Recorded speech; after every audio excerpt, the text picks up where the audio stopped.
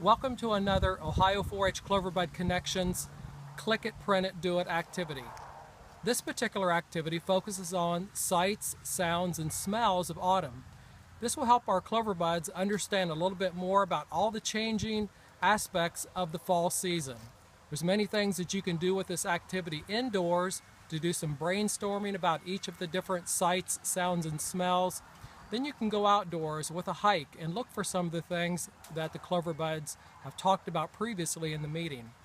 You can also follow up by reading a book about autumn and some of the different aspects of the changing season. And then you can also wrap up with a snack. Maybe you're going to serve apples, or maybe apple cider or pumpkins, something made from pumpkins to emphasize agriculture and the great harvest that comes with fall. I hope you enjoy this activity.